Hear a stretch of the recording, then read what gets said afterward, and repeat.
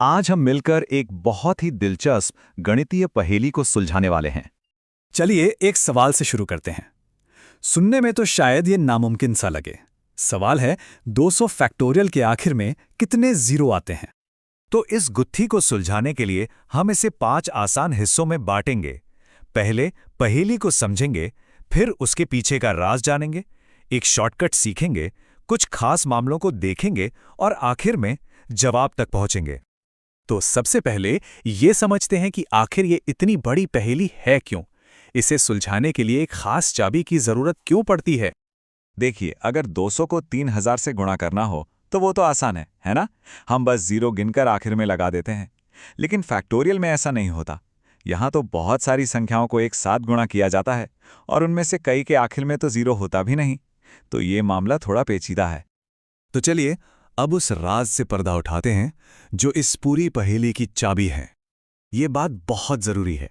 किसी भी नंबर के आखिर में जो जीरो आता है वो हवा में से नहीं आता, वो हमेशा 10 के एक फैक्टर से बनता है। और 10 कैसे बनता है? दो प्राइम नंबर्स को गुणा करके, 2 और 5। मतलब एक जीरो के लिए हमें एक 2 और एक 5 का जोड़ा चाहिए। जैसे इस उदाहरण को देखिए, 15 गुणा 25 गुणा 8।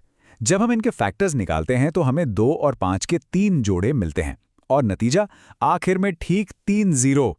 तो सीधा सा हिसाब है, जितने जोड़े उतने जीरो। अब यहां एक बहुत मजेदार बात है।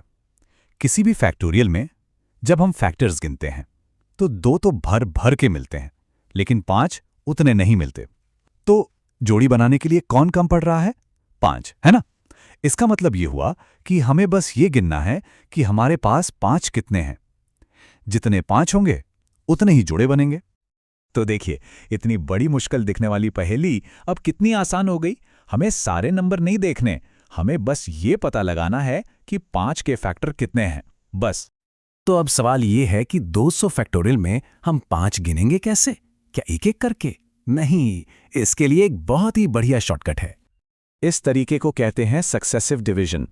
करना बस ये है, जिस भी नंबर का फैक्टोरियल है उसे 5 से डिवाइड कीजिए, जो जवाब आए उसे फिर से 5 से डिवाइड कीजिए और ये तब तक करते रहिए जब तक जवाब 5 से छोटा ना हो जाए। आखिर में सारे जवाबों को बस जोड़ दीजिए। चलिए अपने असली सवाल पर इसे लगाकर देखते हैं। 200 को 5 से डिवाइड किया, मिला 40। अब 40 को 5 से डिवाइड किया, मिला 8। अब 8 को 5 से डिवाइड किया तो मिला 1। बस अब रुक जाइए, क्योंकि 1 तो 5 से छोटा है। अब इन सबको जोड़िए। 40 जमा 8 जमा 1 कितना हुआ? 49। मतलब 200 फैक्टोरियल के आखिर में 49 जीरो होंगे। इसी तरह 75 फैक्टोरियल के लिए 18 जीरो आते हैं। है ना कमाल का शॉर्टकट? ठीक है, तो अब जब हमारे पास ये मास्टर की आ गई है तो चलिए देखते हैं कि इससे कुछ और मुश्किल ताले कैसे खुलते हैं। मान लीजिए सवाल थोड़ा बदल जाए। फैक्टोरियल की जगह अगर संख्याओं के स्क्वायर्स का प्रोडक्ट हो तो, या क्यूब्स का, तो घबराने की कोई बात नहीं। तरीका बिल्कुल वही रहेगा। बस पहले की तरह जीरो की संख्या निकालिए, जैसे 200 फैक्टोरियल के लिए 49 निकाली थी। और अगर स्क्वायर्स हैं तो उसे 2 से गुणा कर दीजिए, क्यूब्स हैं तो 3 से। बस इतना ही। अब जरा सम और विषम संख्याओं की सीरीज के बारे में सोचते हैं। अगर हमें सिर्फ सम यानी इवन नंबर्स को गुणा करना हो तो क्या होगा? उसमें 2 तो होंगे ही, तो हमें बस 5 गिनने हैं।